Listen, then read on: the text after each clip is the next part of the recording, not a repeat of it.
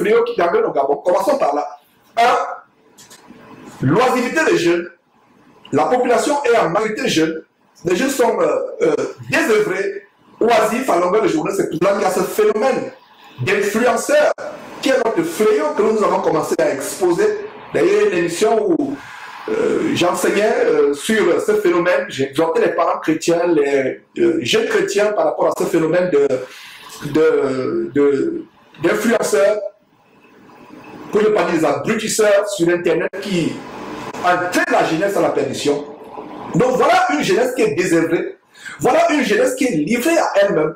Donc pour avoir le boulot, pour avoir un travail, pour avoir quelque chose à faire, pour avoir son gagne-pain, au lieu d'aller soit travailler la terre, faire une formation, c'est la ruée vers les nouveaux marabouts pour avoir un emploi.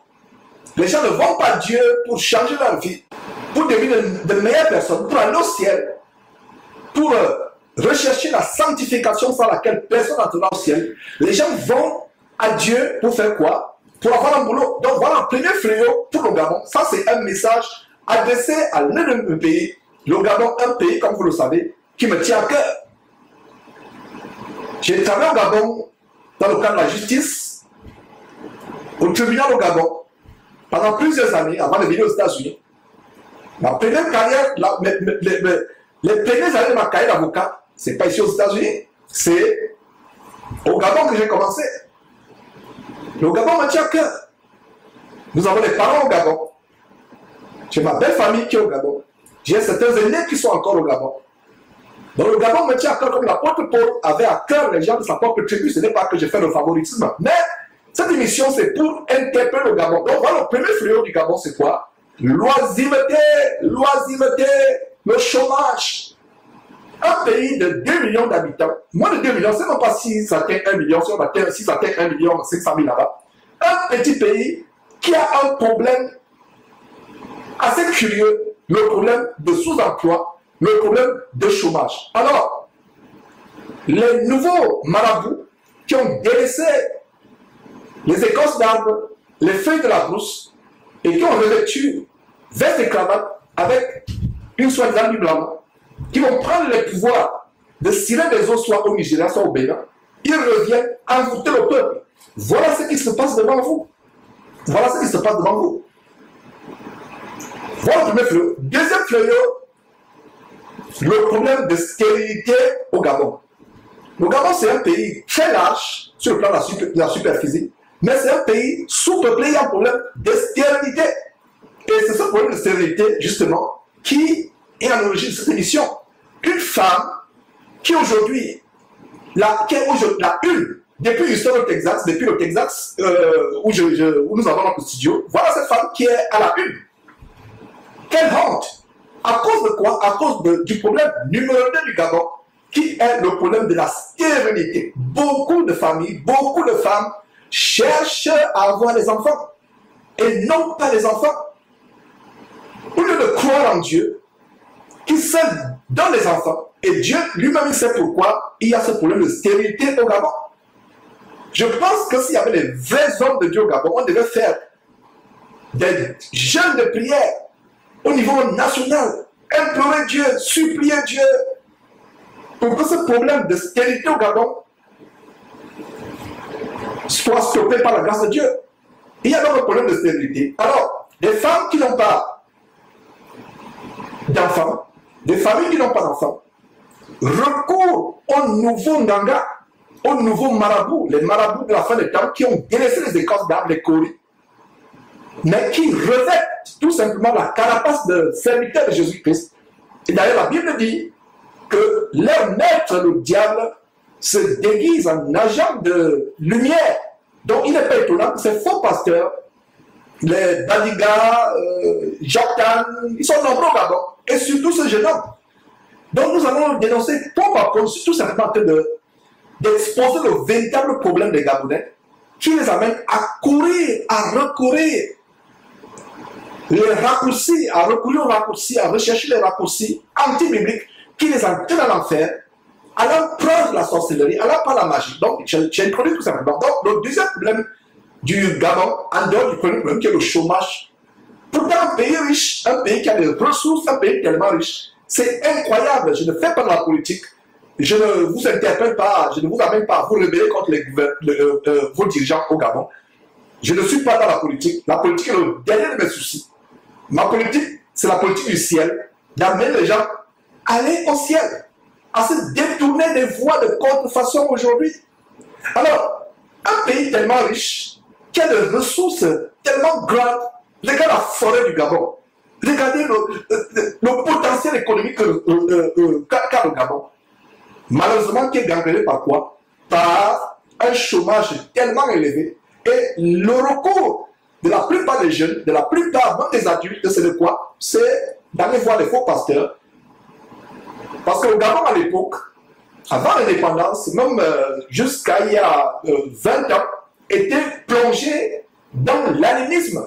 Il y a une nouvelle phase de l'animisme, ce que j'appelle néo-animisme au Gabon. C'est-à-dire des pasteurs qui, normalement, devaient être des marabouts, continuent d'être maraboutage, mais en se servant du nom de Jésus-Christ. Du nom de Jésus-Christ. D'ailleurs, j'avais fait un post il y a quelques jours sur Facebook, où je disais, je posais la question aux gens en disant, savez-vous pourquoi les cabanes de marabouts de Nganga se font de plus en plus rares en Afrique? Savez-vous pourquoi les huttes, les manjas, comme on dit, les huttes des marabouts, des féticheurs se font de plus en plus rares? Voici la réponse. C'est parce que ces marabouts se sont transformés en pasteurs. C'est la même chose qui continue. C'est pour ça que je parle du néo-animisme. Au départ, c'était l'animisme. On va chez les marabouts, on participe aux veillées telles que le Bouiti, le Njobi, toutes sortes de sociétés secrètes. On se livre à ces choses. Maintenant, il y a une nouvelle phase. La nouvelle phase, c'est quoi? La nouvelle phase, c'est tout simplement aller chez les faux pasteurs. À cause du deuxième problème, qui est quoi? Qui est le problème de la stérilité. La stérilité qui impacte beaucoup de familles, malheureusement. C'est Dieu qui ouvre le ventre. Un homme ne peut pas vous ouvrir le ventre. Donc voilà, mes frères et sœurs, cette émission aujourd'hui. Et c'est terrible. C'est vraiment... Quand nous avons vu ce monsieur, comme vous allez revoir dans quelques instants, ce monsieur fait tout le passe-passe, jouer avec la psychologie, hypnotiser ces femmes. Au départ, nous pensions que ces femmes étaient complices. Parce que la plupart de ces gens, qu'est-ce qu'ils font? Ils engagent des acteurs comme Afro Kao, qui il y a quelques années a défrayé la chronique à travers le monde. Même les grandes télévisions américaines comme CNN en ont parlé. Cet abominable faux pasteur dans l'Afrique du Sud, d'origine congolaise, qui a engagé un acteur, l'a mis dans un cercueil et a simulé une résurrection en plein culte entre guillemets, culte satanique. Ça a attiré l'attention, ça a défrayé la chronique à travers le monde. Ce monsieur aurait été en prison en Afrique du Sud. Je vois dans sa vie ce que la justice du Gabon a été sensible à nos interpellations, à nos alertes, et la justice du Gabon a agi avant qu'il ne soit trop tard. Avant qu'il ne soit trop tard. Donc, pour une fois, je peux tirer le chapeau, comme on dit dans le monde, au gouvernement gabonais, aux autorités gabonaises, qui ont agi promptement. Il n'est jamais trop tard. C'est venu tard, mais il n'est jamais trop tard. J'espère seulement qu'il n'y aura pas des influences, des interventions à caractère corruptif, de la corruption. J'espère qu'il n'y aura pas cela. Parce que parmi les ouailles envoûtées de ces abominables faux pasteurs comme Emmanuel Zola, il y a malheureusement les grands de la place qui sont dans le gouvernement. Les grands de la place sont bernés, omnubilés, égarés par ces abominables faux pasteurs. J'espère que la justice du Gabon va frapper, va faire son travail et interdire à ce monsieur d'exercer. Nous ne sommes pas dans la joie du fait que quelqu'un a envie de souffrir parce qu'il est en prison. Parce que je vous assure, les prisons au Gabon, la prison au Gabon, ce n'est pas comme la prison aux États-Unis. Ici aux États-Unis, les prisons, c'est même comme l'hôtel. Il y a des gens qui commettent des crimes pour aller en prison. Mais au Gabon, le gros bouquet, Je travaillais comme avocat au Gabon à l'époque. Il m'est arrivé de rendre visite à certains clients à la prison. C'est pas la joie. C'est pas la joie, c'est l'enfer sur terre. Alors, ma prière, c'est que, je ne sais même pas si monsieur, je voulais dire ma prière, c'est que ce monsieur se repente, mais je ne sais pas s'il peut encore se repentir, parce qu'au vu des vidéos que je vais vous montrer, ce monsieur a traversé, a franchi le Rubicon du péché impardonnable. Blasphémer contre le Saint-Esprit. Inoculer un fœtus de 3 mois, c'est tenant, et dire que ça vient, c'est le bébé Jésus. Ils disent que c'est le bébé Jésus. Vous allez suivre. N'est-ce pas le blasphème contre le Saint-Esprit? Et beaucoup de gens me disent, mes frères, c'est quoi le blasphème contre le Saint-Esprit? Le blasphème contre le Saint-Esprit, c'est de manière consciente attribuer à Dieu des manifestations dont vous êtes conscient qu'elles viennent de vos pouvoirs occultes. Je reprends le blasphème du Saint-Esprit, insulter le Saint-Esprit, blasphémer le Saint-Esprit, c'est attribuer à Dieu, c'est attribuer à Jésus-Christ, c'est attribuer au Saint-Esprit des choses qui viennent des démons et vous êtes conscient que ça vient des démons, mais vous attribuez cela à Dieu. Ce n'est pas moi, Georges, qui décide, qui décrète qui doit aller en enfer, qui doit aller au ciel, mais la Bible nous montre qu'il ne peut plus être pardonné. Donc, ma conviction, ma conclusion, c'est que la conscience de ces abominables bandits évangéliques, voleurs évangéliques, de la bande des criminels organisés, la criminalité en bande organisée, ma conviction profonde, fondée sur la parole de Dieu, c'est qu'ils ne peuvent plus se repentir. Il n'y a plus rien pour eux. Ils ne peuvent plus se repentir. Parce qu'ils ont franchi le Rubicon, comme j'ai dit, ils ont franchi la muraille du péché impardonnable, du blasphème contre le Saint-Esprit. Donc, mes frères, tout ce qu'on va introduire avant de commencer à balancer les premières vidéos que la plupart d'entre vous ont vues, qui ont défrayé la chronique. Et ma prière, c'est que cette exposition d'aujourd'hui puisse même servir au juge d'instruction qui a ce dossier. Parce que je vais démontrer qu'est-ce qui se passe derrière. Comment c'est l'escroquerie. Parce que bien de fois, les gouvernements ont peur de se pencher sur ce genre de choses. Parce qu'ils vont dire que, au nom du principe sacro-saint de la séparation du gouvernement et l'Église, on ne peut pas se mêler les choses de l'Église. Mais je vais démontrer que là, il ne s'agit plus des choses de l'Église. Il s'agit tout simplement d'un féman, comme on dit au Cameroun, les féman, ou les brouteurs au Gabon, d'un brouteur, d'un bandit, qui se déguise en faux pasteur à cause du deuxième fléau qui grandit au Gabon, en dehors du premier fléau par lequel j'ai introduit, le chômage. Le deuxième fléau, c'est le fléau de la stérilité. C'est pour ça que le Gabon, un grand pays sur le plan de la superficie, mais sous-peuplé. Si vous avez eu, comme moi par le passé, l'occasion de prendre de l'avion à l'intérieur, l'avion pour aller dans les régions intérieures, l'avion vole à basse altitude, vous voyez des étendues et des étendues et des étendues et des étendues de forêt inhabitées. Tout le monde est agglutiné à Libreville et à Port-Gentil, mais le reste du Gabon est vide. C'est un pays sous-peuplé et spirituellement il y a un problème. Je pense que s'il y avait des croyants véritables, des véritables hommes de Dieu, qui imploraient Dieu, qui suppliaient, mais qui Seigneur, montre-nous ce qui se passe.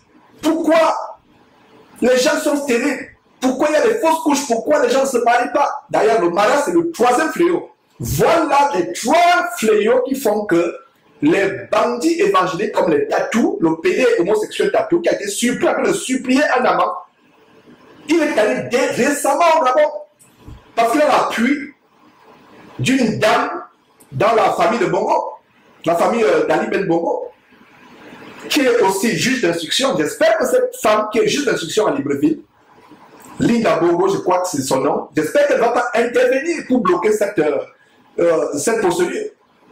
Et je l'interpelle, Linda Bongo, si tu suis cette vidéo, je ne vous connais pas, je vous assure, ne bloquez pas la procédure de telle personne parce que vous allez bloquer la délivrance de tout un pays. Je ne suis pas là pour insulter qui que ce soit. Le Gabon est mon pays. J'ai le respect pour le Gabon. Mais je ne peux pas rester tranquille en voyant des choses qui se passent oppose même les non-croyants, même les opposants qui sont sur Internet, des résistants opposants à gauche à droite, font des vidéos, même les non-croyants exposent cela. J'ai toujours dit que les prostituées, les gens de mauvaise vie, les bandits vont le dévancer dans le royaume de Dieu. Nous, les vrais croyants, nous ne dénonçons pas ces choses. Quand on veut dénoncer, on dit non, Georges, tu exagères, laisse-les, ne juge pas. C'est pas ton affaire, occupe dans ta vie. Non, laisse-les. Voilà une femme aujourd'hui qui est humiliée. Donc, j'ai introduit, avant qu'on entre en profondeur, j'ai introduit en disant ceci. Le Gabon a trois problèmes. Le problème du chômage inexpliqué, un chômage extraordinaire. Le Gabon serait l'un des pays les plus riches du monde, plus riche que la Suisse. Petit pays, très riche, mais curieusement, bizarrement, un chômage tellement élevé. Et le recours, c'est quoi? Le recours, c'est le maraboutage. Le recours, c'est quoi? Entre dans les loges franc-maçonniques. Un autre recours, c'est quoi? La prostitution. Comme on dit au Gabon, un jeune ne peut pas voir le boulot s'il ne ramasse pas le savon. Ça veut dire qu'avant d'avoir le boulot, il faut se faire sodomiser. Si c'est une femme, elle doit baisser la jupe ou se lever la robe pour avoir un boulot. Si c'est un jeune homme, il doit, comme on dit au Gabon, ramasser le savon, c'est-à-dire que se faire sodomiser pour avoir un boulot. C'est à ce point où le Gabon est arrivé. Au lieu que les sénateurs gabonais sévissent pour mettre fin à cette escroquerie, à cette grugerie, qu'est-ce qu'ils font?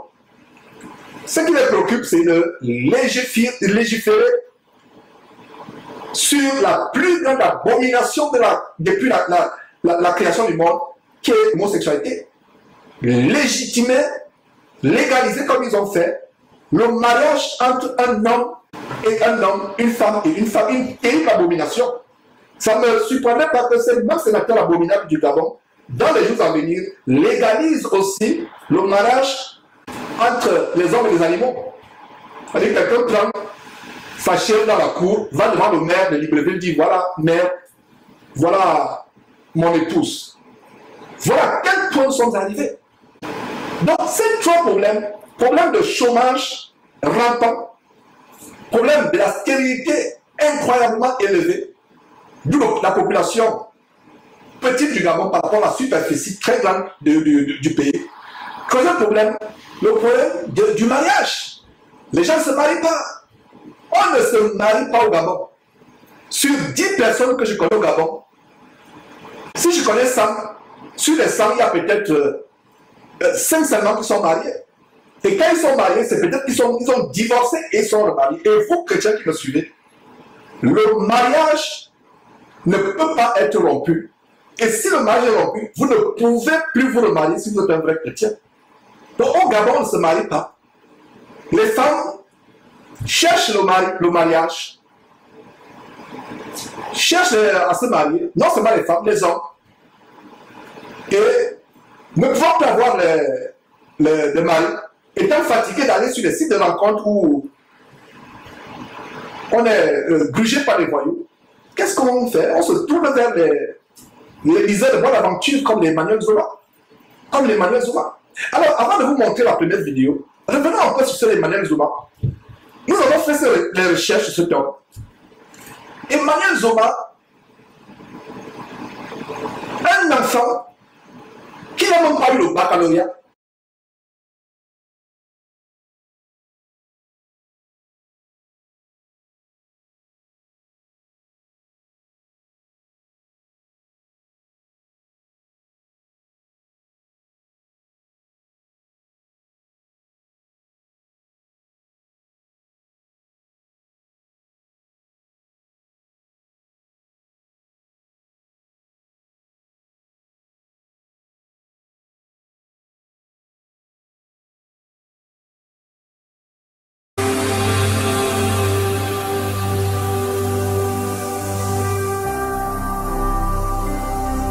Jésus-Christ TV, vous connaîtrez la vérité et la vérité vous affranchira.